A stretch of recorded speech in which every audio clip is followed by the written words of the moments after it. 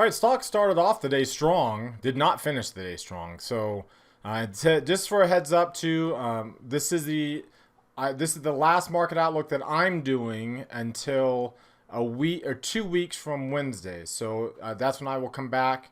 I'm going on a 2 week vacation. I'm actually leaving on Wednesday. So I'll be back that 2 weeks from Wednesday. So this will be the last market outlook until what would be October the 27th. Will be the next time that I do it. Brandon will still be doing the Tuesdays and Thursdays just like normal, but there won't be a market outlook on Wednesday or Friday this week. There won't be a market outlook on Monday, Wednesday, or Friday next week. There won't be a market outlook on Monday the following week until I get back, until I'm back on Tuesday. But there will be on Tuesdays and Thursdays from Brandon there. So keep that in mind. There also, for market scholars, obviously wouldn't be a market outlook live those days either. So we'll see. With it. So far, the market looks like it might be heading into this 2 week period with a little bit of volatility, and it's seasonally time of year for that.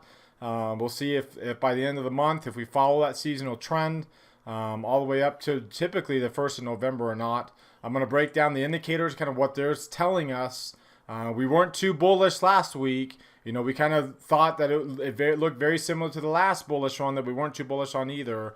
So we're going to see whether or not we'll get to a new lower low today. And we'll talk about that and talk about a stock, a sector that's kind of shifted, a stock within a sector especially, that's kind of shifted from being one that you expect to be bullish, but instead is working its way to the downside. We'll talk about how to trade it. So let's go ahead and get started.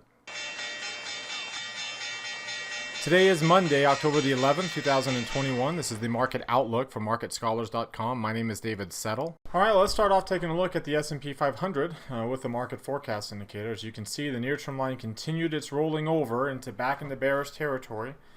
So now the question is, where's the next near-term low going to be? Of course, there's your last one. That's where it ended up. It was a lower low point compared to the prior one. We've been getting lower near-term highs. We've been getting lower near-term lows. Obviously, for the trend to change, there needs to be a higher near-term low at some point in time. And so this obviously still has the capability of being a higher near-term low. We'll look at some other indicators in a minute. But just from looking at this particular chart, you can see the intermediate line is still in bearish territory. So it's still, even though you got light green shading, we're still well below 50. We're below 40, much less 50. The momentum line stayed down at extreme lows. I mean, that's a bearish sign. Again, when you're bearish, you get those momentum drops to those extreme levels, and that's, we've been getting multiple. In fact, almost every time the near-term line drops, it gets to an extreme low point, and every time it rallies, it's not getting up to overbought territory. It got to bullish territory once right there, and just barely got above the market sentiment before rolling back down, and we've rolled back over here. Long upper shadow again, bearish. We've seen that before. We saw it over here. We actually closed below that low point, filling in that gap, as you'll see here on another chart as well. Let's take a look at the other major indexes on the market forecast. The Dow Jones Industrial Average also getting a long upper shadow for a second time. Kind of a weird looking dark cloud cover pattern where you get a bullish candle, a doji, and then a bearish candle. But in this case, your dark cloud cover has long upper shadows, which is kind of weird, but it's not your typical. But they are bearish themselves nonetheless, on top of what it would be a bearish candlestick pattern without them. So interesting pattern to say. Same thing, your near-term line dropping, the intermediate line's rising, but it's still in bearish or in neutral territory here.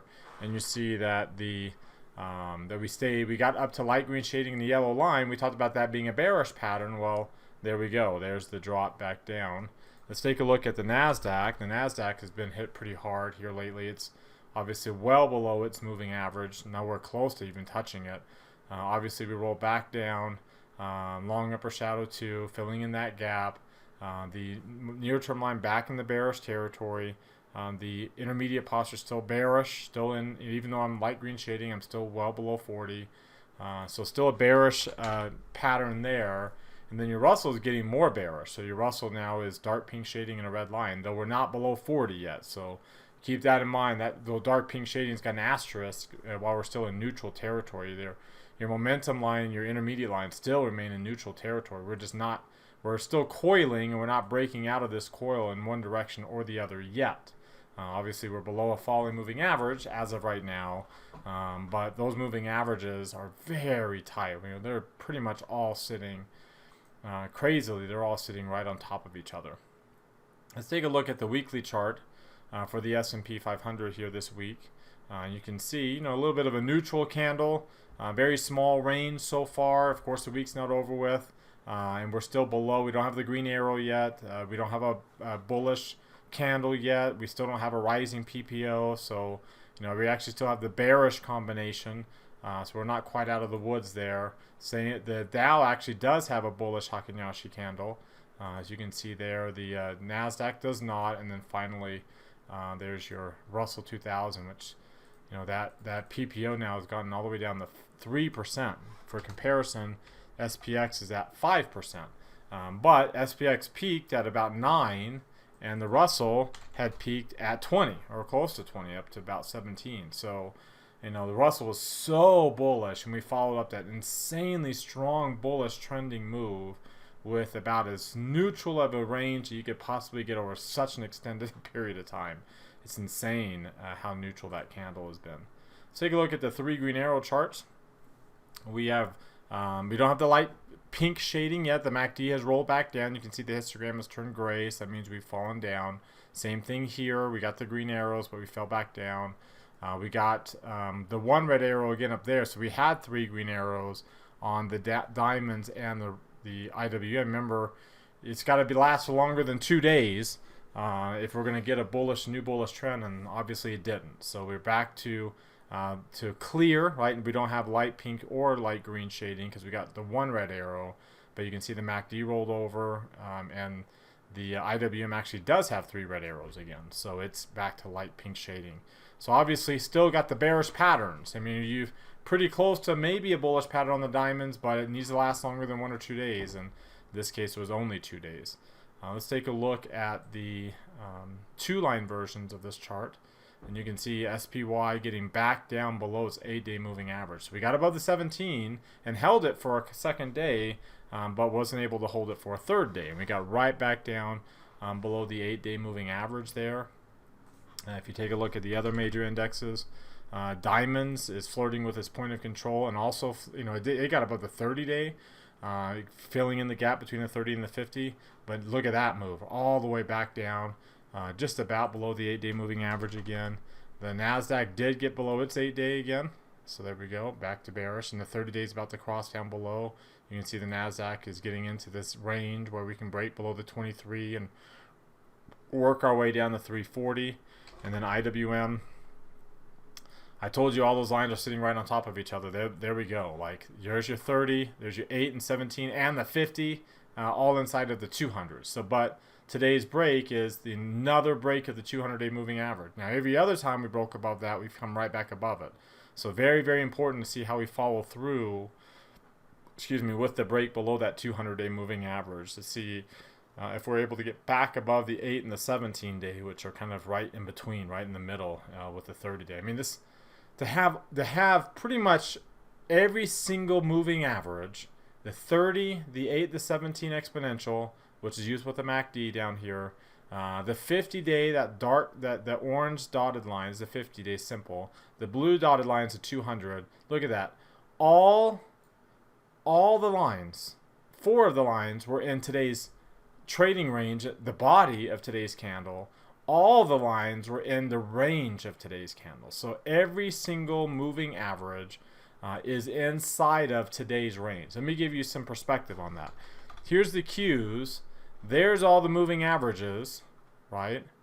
There's all the moving averages, and only one of them was inside today's range. Only the 8-day exponential was the only one that was inside of today's range. Yesterday, only the 17-day, and then a little bit of the 8 were at the extremes of yesterday's range. But we only had the 8-day. The day before that, we only had the 17-day. Like the 30 is not anywhere close to today's range. The 50 is not anywhere close. The 200-day is not anywhere close. But for small caps, every single moving average is sitting in today's range. That is just insane. Right? It is absolutely insane to have that be the case. We did have that be the case right there too, just barely with the 30-day. we had all the moving averages inside of that day's range too, and we have it again.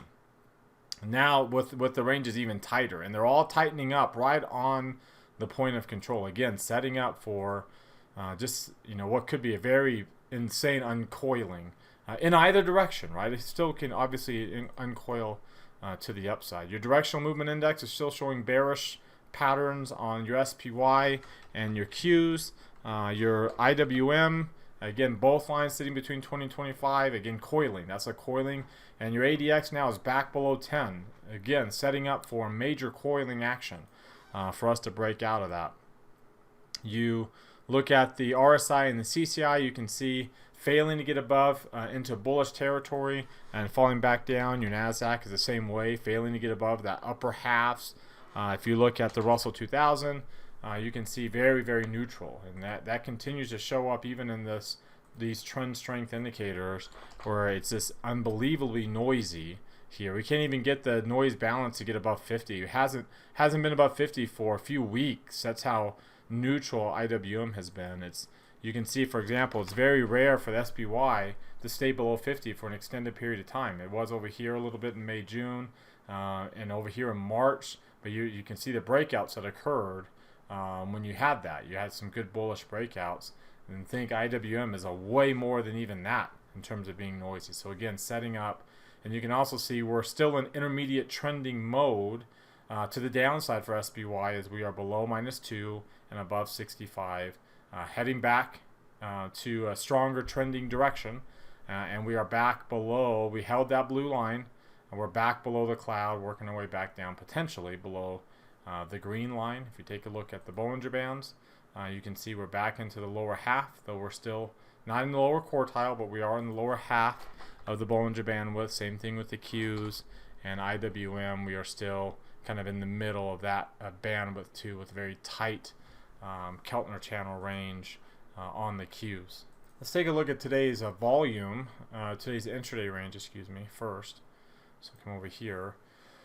We filled in that gap down to the 4-week point of control. We filled in the rest of the gap from last Thursday morning. Now the question is, are we going to kind of go through that? Obviously, we got a higher high today, early in the day. Then we got a lower low and we closed below yesterday's low. So a very bearish candle from that perspective. Obviously, we're still in the upper half of last week's range, and we're just barely below the midway point of the 4-week range. So it's not as bearish. Obviously, if we break down below 434, and we're kind of sitting right on that here in the after hours, then that's when things get more bearish from IWM standpoint. Same thing with IW or SPY. Same thing for IWM. We filled in that gap as we expected we would. And now, again, it's a matter of closing. It was a lower high and a lower low. We closed below the low. We closed in the lower half. The point of control is above us, not below us. So relatively bearish for small cap stocks from that perspective. Lower high, lower low for the Qs, closing at the low of the day, below yesterday's low point. Relatively bearish. And with the point of control above us too, bearish from that perspective. One more, let's look at the diamonds. And you can see which has been the most bullish, filling in most of the gaps, so not all of it. And you can see the point of control is above us, outside day, higher high, lower low, but closing below the low point. So kind of like an engulfing pattern, but from a total range standpoint and not necessarily just the bodies. So you can kind of see the bearishness, right, that we're seeing across here. If you look at today's range in volume, today's range was 5.64 points. You don't have to worry about a gap since we filled in any gap that we would have had. So above the average, 5.64. The volume was only 65 million. So this Columbus Day, the banking holiday and bond market holiday, you can see keeping a lot of the volume out of the markets. So 60 some odd million is way down here. We're well below the average. And then 5 some odd points is still a bit above the average. So we're not quite getting to 2% yet, which is kind of where we're targeting for this intermediate run to end. And that volume is relatively light. So if we continue to have light volume in smaller ranges, then that means this weakness is going to be transitory, and we're going to continue higher. But again, to have small ranges, to have small volumes below moving averages is not bullish, right? It's bullish when you're above the moving averages. It's not bullish when you're below. That means you're not strong enough from a bullish standpoint to get you through to the other side before things start to taper. Let's finally take a look at the volatility for the charts here. The VIX, you can see VIX rising, closing at the high of the day, coming off this 85 low point, again setting up for this type of move that could happen as early as tomorrow or Wednesday. So stay tuned and to see how far it goes up, right? This last couple of times it's only gotten up to the 100% mark but then stalled there. Still hasn't closed above the 100% mark, and when it does, that's when we know that the intermediate decline is in full swing. It's not just messing around like it seems like we've been doing here. It's in full swing, and we are set for however long that will be below. And again, that will usually coincide with a pretty good extension away from like the 8-day exponential moving average if we were to get that kind of a move. So we'd extend further away now that we're below it. Otherwise, if this is kind of a false little breakout move, we close back above the 17 and get above the 30 and the 50 at the same time. That would reverse all of this, right? And we'd be back to more of a bullish standpoint. I think that's a lower probability scenario. My expectation is that we'll continue over the next day or two, extending down away from the 8-day moving average, getting the volatility back up towards 100%, and then again at some point in time working our way above that 100% mark. As we approach, I believe we're going to be headed down towards this 415 to the 200-day moving average, if not eventually down to 400, as we might test that 200-day a little bit. Not enough to get a death cross, but enough to bring the market sentiment line down and to get things get close to a death cross environment before we find support and bounce back higher again. So what do you think? Do you agree with that assessment? Do you disagree? Let me know, especially if you disagree, down in the comment section below. Let me know what charts or indicators you're looking at that would suggest why you're either a lot more bullish than I am or a lot more bearish than I am. All right, before we look at some other charts, I invite you to subscribe to our YouTube channel. Mouse over this icon here in the bottom right corner of your screen. Hit the red subscribe button that pops out. There's also one down below the video if you're watching us on YouTube. That notifies you when our videos are posted. Also, while you're down there, hit that thumbs up icon. That tells us, one, that you liked our video today, of course, and two, it tells us you want us to do another video again tomorrow. Quick way to give us feedback if you like our stuff. Of course, if you don't like our stuff, you don't have to click on anything. You don't even have to watch. But we do appreciate those that do hit that like button. That really goes a long way for us. Also, while you're down there, comment. What did you get out of our videos today? What stood out to you? What questions or comments do you have? Post those in the comment section below. Join our website at marketscholars.com. There's a link popping out up there in the top right corner of your screen. Click on that link to subscribe to our site for free. Follow me on Twitter for more content between the videos from day to day. There's my handle at DavidSettle42. And join our Market Outlook Facebook group that we've created. All right, if you're watching us here on our blog, come over here, click on this icon that takes you to this page right there. Sorry, clicked on it accidentally. This is the Market Outlook live video I do every day at 3:30. Every day I do the Market Outlook, Monday, Wednesday, Fridays. I do this video at 3:30 Eastern Time. It's on this page. It's where you can come watch it. I review all the trades that we've done in past Market Outlook videos to see whether we should stay in them or get out of them. I also put on today's trade idea that you'll hear at the end of today's video. We've already placed that trade today before the market closed.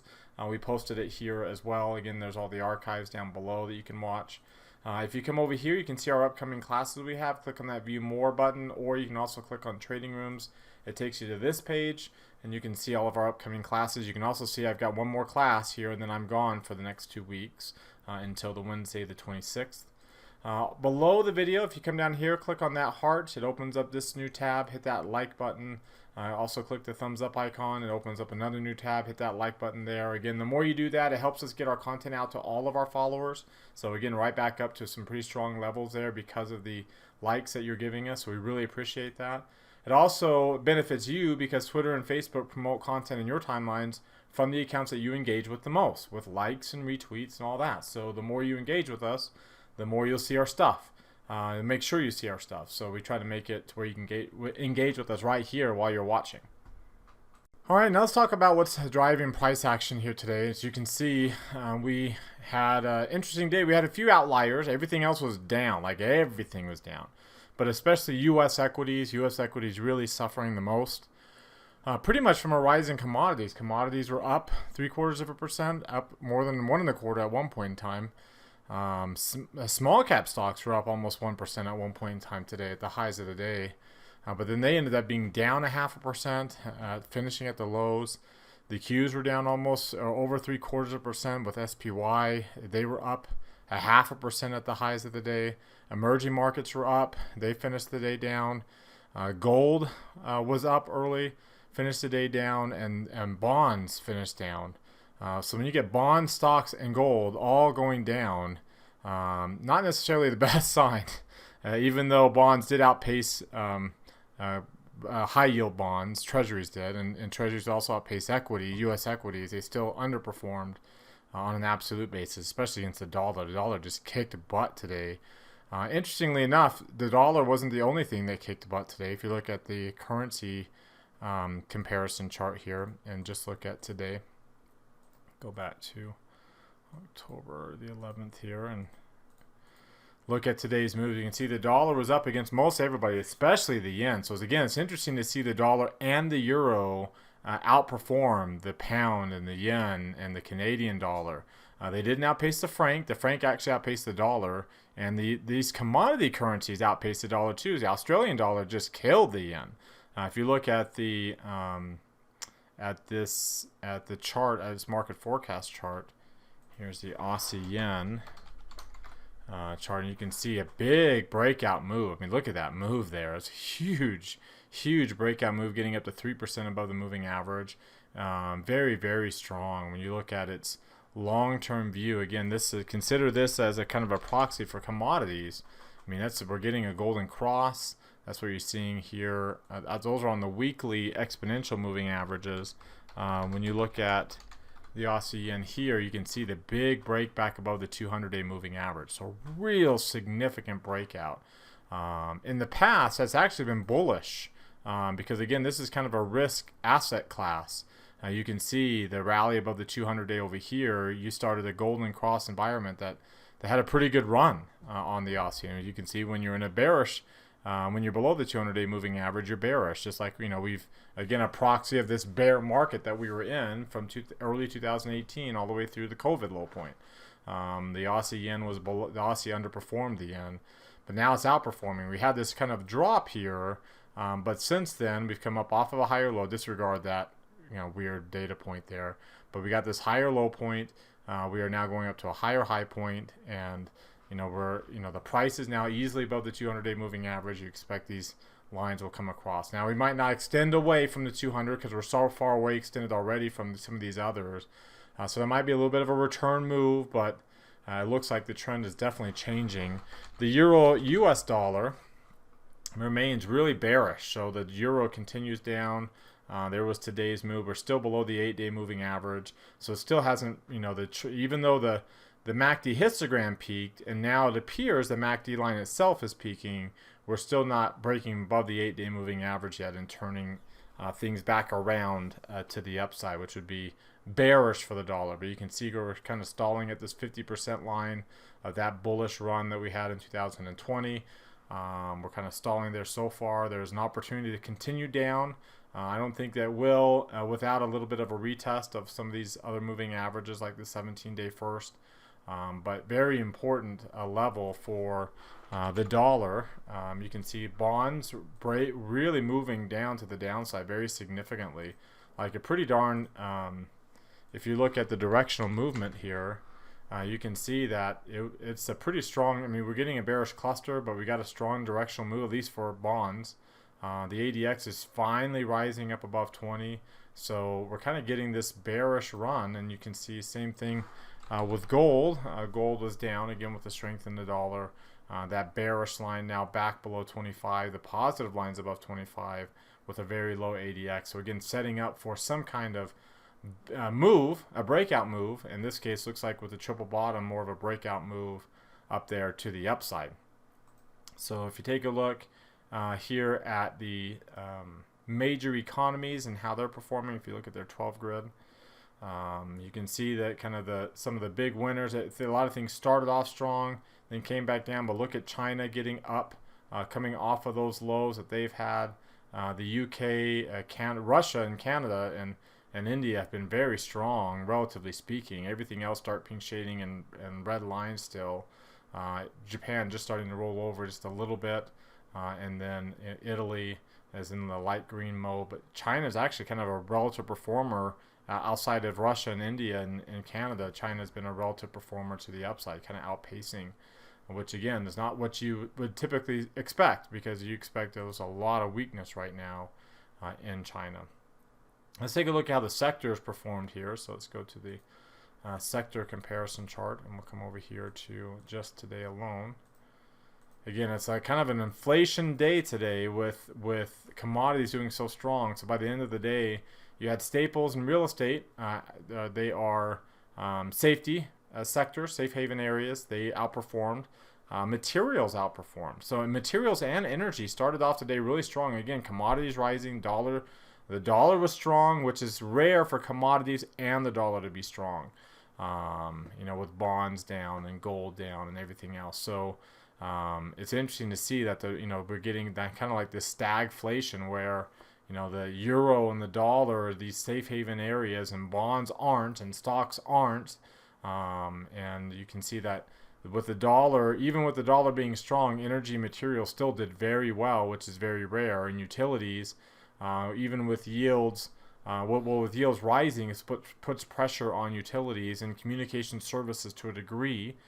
There is some telecommunication utility element to XLC.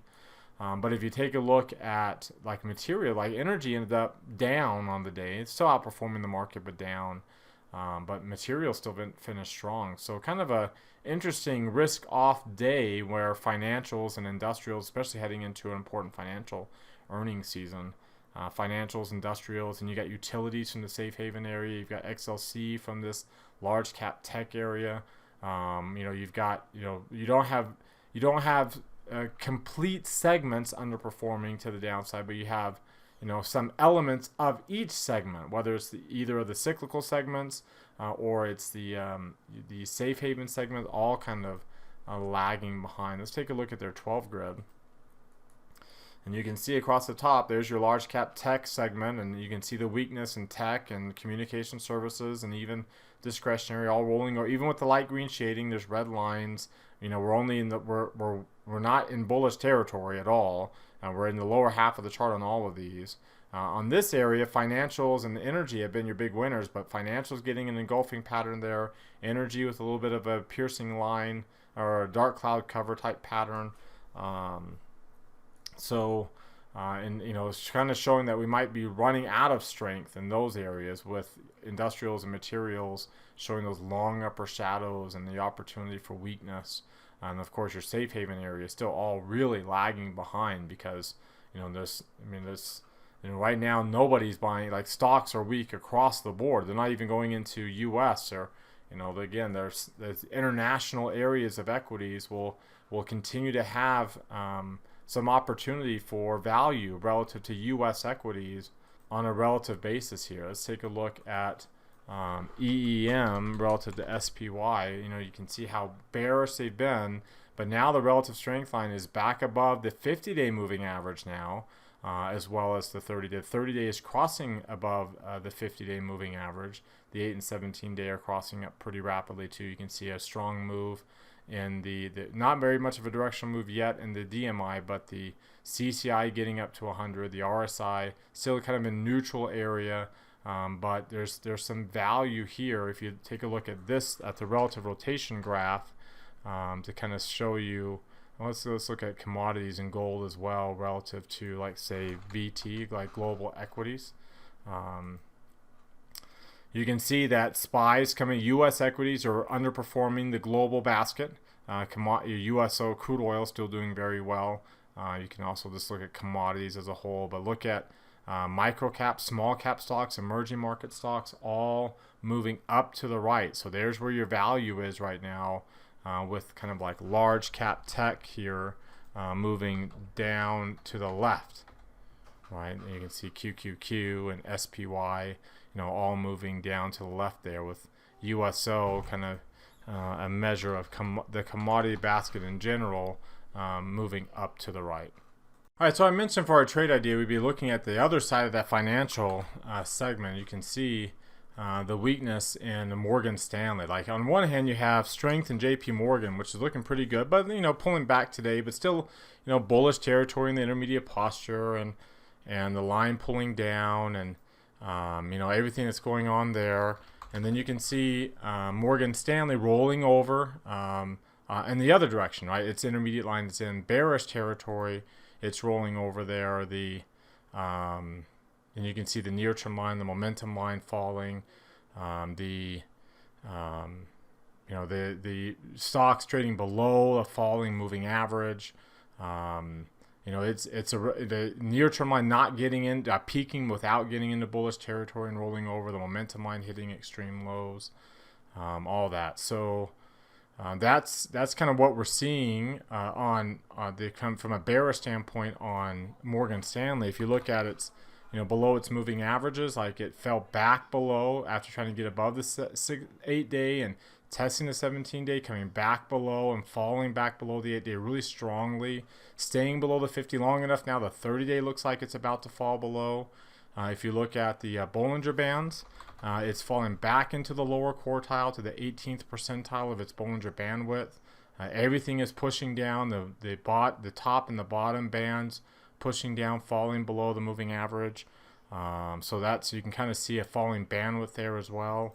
If you take a look at the Ichimoku trend cloud, you can see that it is actually in the cloud, and it's been in the cloud long enough that both these lines, the green and the blue lines, are also in the cloud, moving towards the bottom. You can see no trend, but we had such a strong bullish trend that we're starting to kind of consolidate that bullish trend with this weakness here. And so, there's not necessarily a breakdown to the downside, but there's enough of weakness to say, okay, let's take a look here at selling a call spread. So selling the 100 delta, buying the 105 delta. This is what it looks like. Here, let's get to just a regular symbol. And this is the other trade we had going on in another class. But going to selling the call spread there, you can see where the break even would be. The break even ends up being, interestingly enough, up above the 50 and the 30-day moving averages. So right in this area, right in this area right there. So for us to for it to turn this trade around and end up losing $280, it would have to flip all the way back above those moving averages and basically reverse course. We're on a bearish trend. It'd have to reverse that bearish trend and really break out to the upside. It does have earnings coming up, right? So that's one thing to keep in mind. We have, again, because of earnings, I don't have to put the full amount at risk. I'm getting a pretty decent return. I have another trade on it already. It's a long call vertical spread that's got a good reward to risk ratio as it is, going into November expiration. It had to be November expiration here. So there's a pretty decent reward to risk ratio. Now I can add to my reward to get it up to right around $1,600 and cut my risk down a little bit if Morgan Stanley stays in this area where it just doesn't go. So it kind of cuts my risk for the long put vertical spread here, and knowing that, okay, if we do take off to the upside, I might lose a couple $100 out of this, right? If we break up above that break even, a couple $100, add that to the couple, the $300 I'm willing to lose from this trade. So that adds up to my $500 risk, which is half my normal risk. Now, and that's my worst case scenario, and my best case scenario, if we get down below 90, is I get about 3 times the reward for that amount of risk.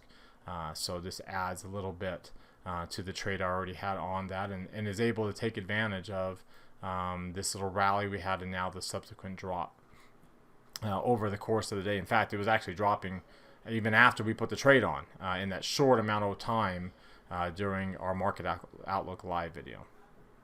All right, well, that wraps us up for today. You've heard from me now. Now I want to hear from you. Use that link popping out in the top right corner of your screen that takes you to our Market Outlook forums on our website. Open up any new threads there with any questions or comments you have. Reply to anybody else's threads. Let's keep this conversation going in between videos. As always, thank you very much for watching. Remember to subscribe to our YouTube channel as well as our website at marketscholars.com. Click that thumbs up icon. Like us on Twitter and Facebook too. And then comment on the video. Have a great rest of your Monday night, everybody, and we'll see you all next time.